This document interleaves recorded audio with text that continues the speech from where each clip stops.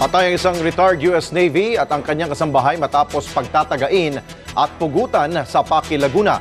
Sa lalawigan naman ng Batangas, patay rin sa pamamaril ang isang negosyante at kanyang sekretarya matapos pagnakawan.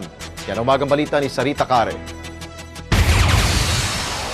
Natagpo ang pugot ang 57 anyos na retired US Navy na si Cesar Dalena sa isang bangin sa Barangay Rizal, Paki, Laguna. Di kalayuan, nakita rin ang kasambahay niyang si Jacqueline Tagulayan na halos mabali na ang leeg.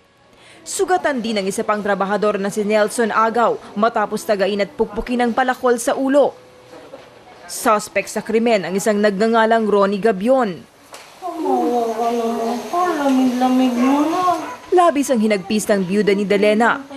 Hinala niya, posibleng naghinanakit ang suspect nang di ibinigay ang ipinangakong trabaho sa pinapagawang resort ng retired US Navy. Hindi na namin kinuha.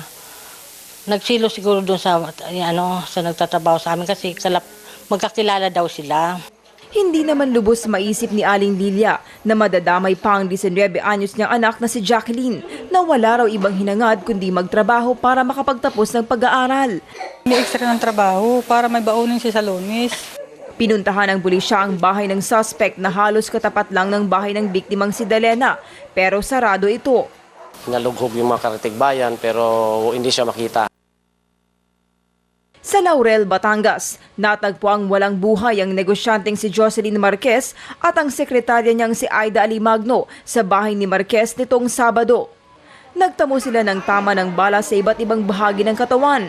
Nawawala ang halos kalahating milyong pisong pera ng negosyante pero walang bakas na pwersahang binuksan ang pinto ng bahay. Naniniwala ang asawa niya na hindi lamang pagnanakaw ang motibo ng krimen. Ang duda ko, kakilala kasi pinatay sila tayo. Dinala na sa Kalawan, Laguna ang bangkay ng isa pang biktima habang iniimbestigahan pa ng pulisya ang krimen. Sarita Care para sa Umagang Balita.